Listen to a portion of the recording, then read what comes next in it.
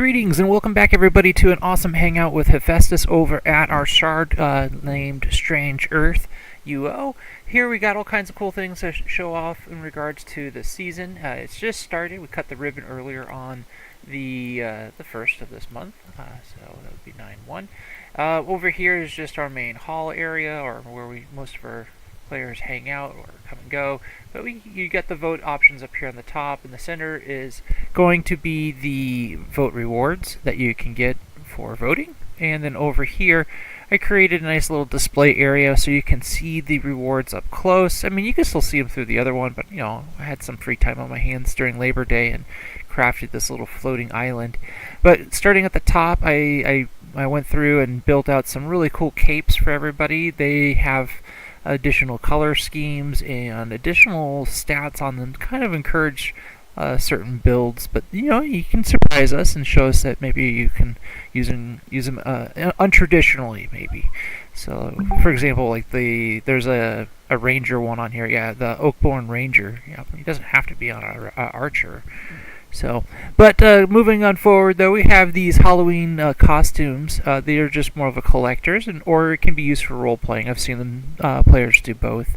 On the back, we have actually quite a bit. I have to zoom in to see the extra details here. The heritage token. This is a nice little goodie. It's a 1-to-many ratio, so when you double click on it, you get to scroll through lots of different options for rewards to pick and choose from. Most of them are deco related. Above it is a last lighthouse painting. This is good for those that like, for the painting collectors out there. This will look nice in your library. Same goes with these next couple massive or bigger paintings. We have Painting of Despair, Painting of Death, and a deep forest painting, a little eerie and creepy.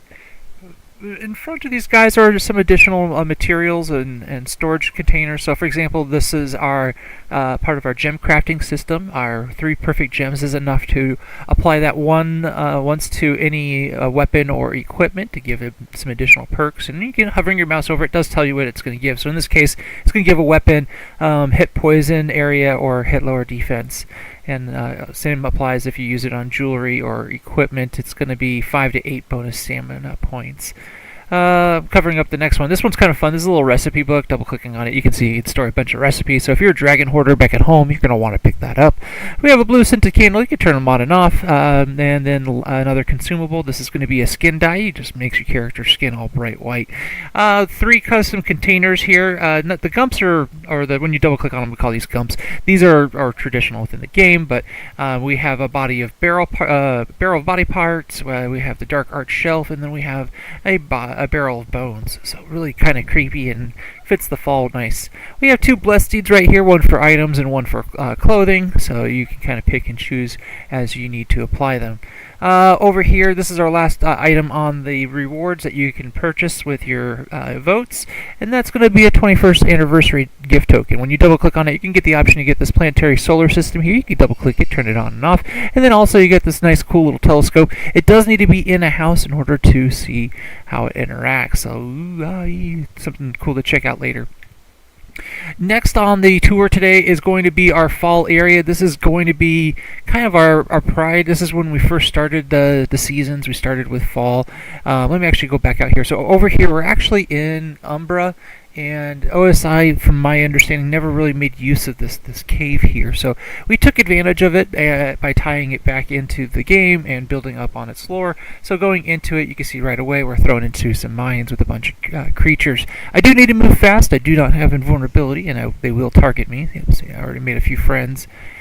In this region, you're not going to be able to use the self-resme command there, so that's been taken off. The first mining area per se is not really designed to be super hard, so low-level players can get in here and farm it up or explore and see what the fall is all about. There are also some custom stealables. As we roll into town, you're going to see this is a massive project. Just between the mines and the town alone, it takes up quite a bit of map. I'll open up the map here in just a second so we can examine that together a little closer. So what I want to point out is the dungeon is over all the wrong keys. So here's the dungeon half, and the dungeon half is almost just as big as both of the mines and the town combined. But as you notice, they're not connected, and we did that intentionally.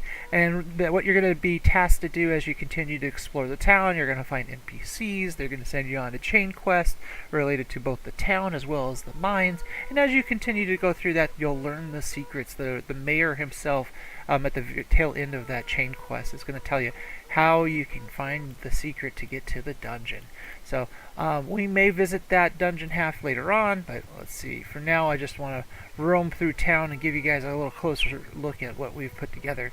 Originally, when we had thrown together all these different these 3 different areas for fall to make up what you see right now for the town, it was over 500,000 tiles. Now we're down, I was able to dial it back to about 250,000 now, so it was like even bigger than what we see. So here in the center, you can use your fall tokens to purchase some candy. Candy can be used in some other various means, I believe, or ways throughout the shard. And then some deco, and yeah. So that's a little fun, and here's the mayor himself hanging out. So I'm just going to refuse the quest, for now anyways. And as we continue,